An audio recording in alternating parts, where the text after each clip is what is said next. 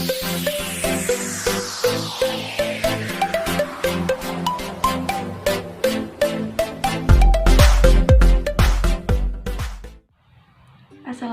warahmatullahi wabarakatuh.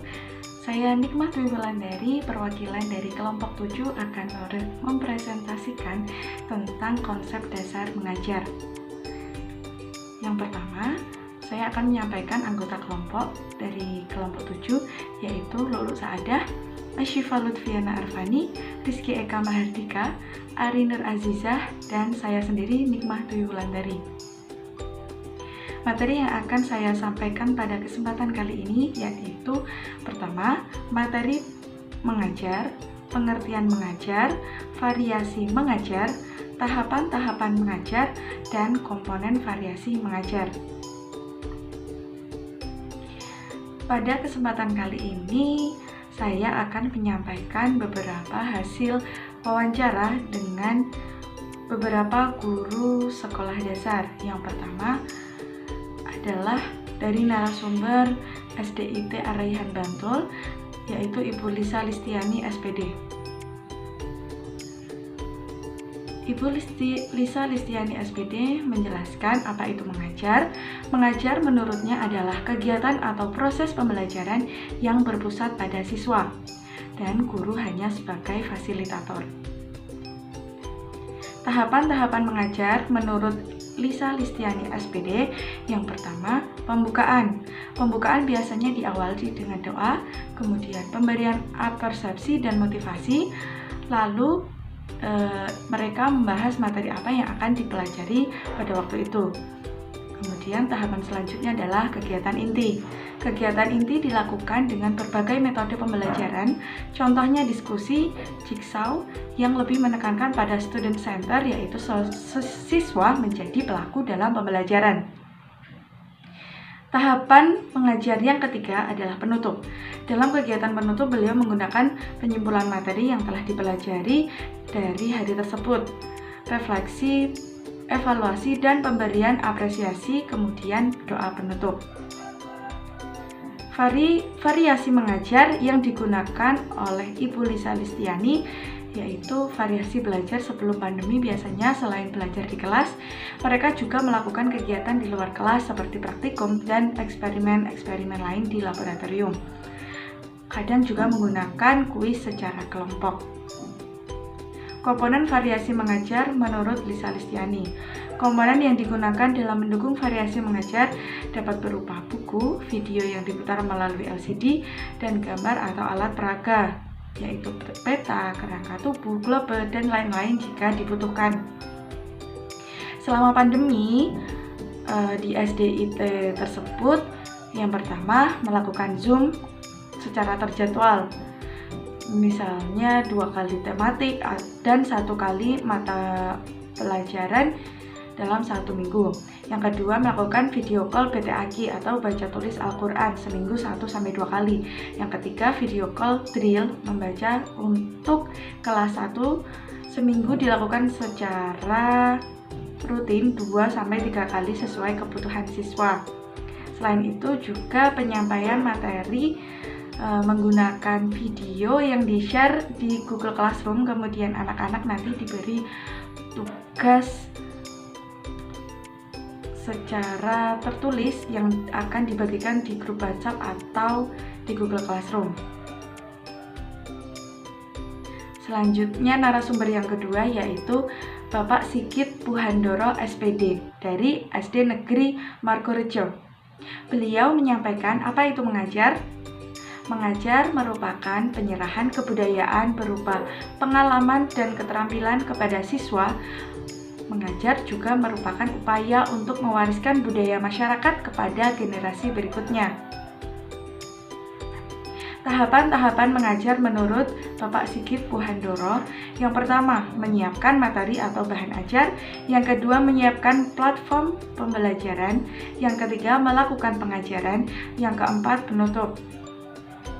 Variasi mengajar yang dilakukan oleh Bapak Sigit yaitu metode dalam pembelajaran disesuaikan dengan panduan buku tematik, tetapi juga memperhatikan kebutuhan atau yang memudahkan siswa untuk memahami pembelajaran. Komponen mengajar yaitu pembelajaran dilakukan secara blended learning yang dilakukan dengan luring dan daring pada saat pandemi seperti ini.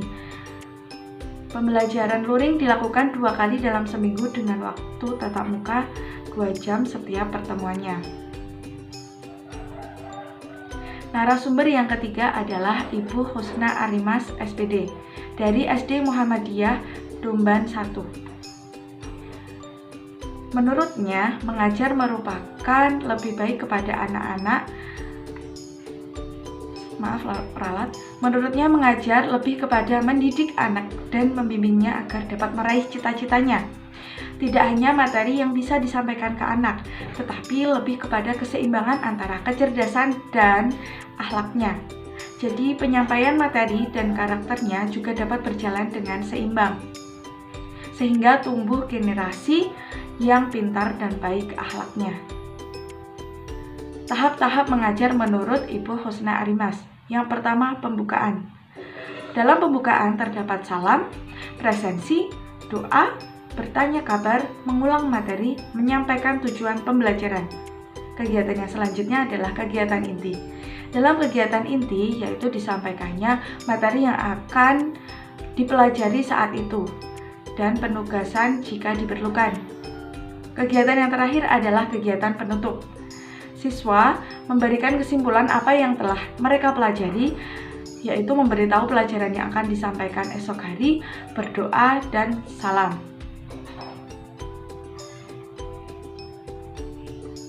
Variasi mengajar menurutnya bisa dengan menggunakan berbagai metode dan media agar anak lebih mudah dalam memahami materi. Jika media atau metode tepat, maka anak akan terbawa suasana menyenangkan dan hasil dari pembelajaran akan lebih baik dan membuat anak lebih bersemangat. Komponen variasi mengajar menurutnya sangat bisa dari faktor mana saja, media atau metode guru yang dipilih dengan pembelajaran saat itu, maka bisa membuat anak lebih tertarik. Guru perlu menggunakan gaya mengajar yang berbeda dengan sebelumnya dan harus memiliki media atau metode yang cocok agar materi bisa tersampaikan dengan baik.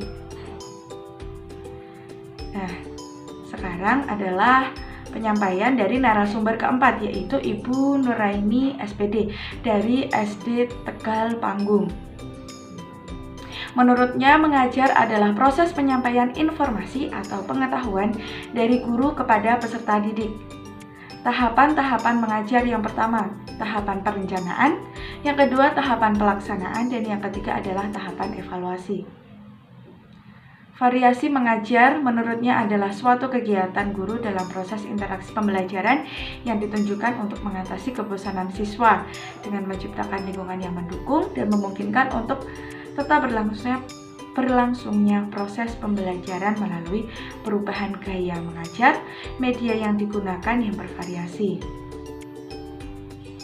Komponen variasi mengajar menurutnya adalah yaitu ada variasi suara, pemberian waktu, kontak pandang, gerakan anggota badan, dan perpindahan posisi. Baik, itu tadi yang dapat kita sampaikan.